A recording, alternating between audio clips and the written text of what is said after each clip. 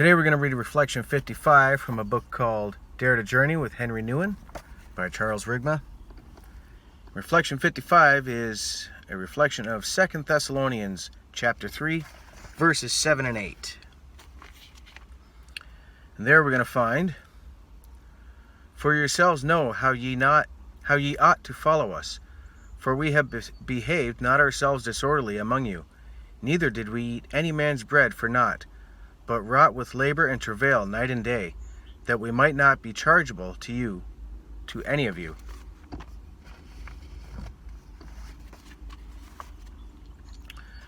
Reflection on that. In everyday life, a spirituality of daily life. Religious behavior is sometimes an escape from the real world. This can express itself in a pining for the world to come, or in expecting quick solutions to pressing problems that don't involve our participation in the answer.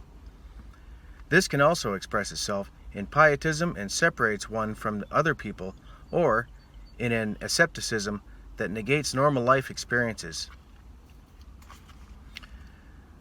Such religious attitudes, while they may be appealing to some because they define spirituality in easily definable behavior, help little in our quest for holyism. Spirituality has nothing to do with escapism. It has everything to do with facing the real world. Nouwen suggests that a true spirituality should reveal the first lines of the new world behind the veil of everyday life. To express that somewhat differently, ordinary life can be impregnated with the sacred. The ordinary can be imbued with spiritual meaning. In fact, it cannot be any other way. For it is in our everyday life that we must find purpose and direction. It is in our everyday life that we need to experience growth, development, well-being, and challenge. It is in our everyday life that we need to express our faith. And it is in our everyday life that we need to experience that God is with us. Therefore, we cannot experience God's grace only in the sanctuary. This must also be experienced in everyday life. God's presence cannot be experienced only at the place of prayer. In daily life, we also need to know God's participation and sustenance. Thus, we need to fully participate in this life. But we don't live only for this life. We have a future hope, and in this life, we can catch glimpses of what that future hope may look like. Yeah, I don't know about you, but I find the more time I spend in the Word, the happier and more peaceful my life is. And if I ask God for something, if it's something I need, He's going to give it to me. If it's not, then I'm probably not going to get it. But you have to find ways to weave that into your life, right? Into your everyday life.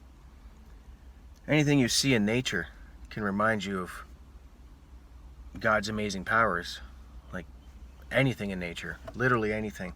How something grows, how it moves, how it survives in certain conditions. Everything. It's amazing, and anything can remind you of it. So take the time to smell the roses.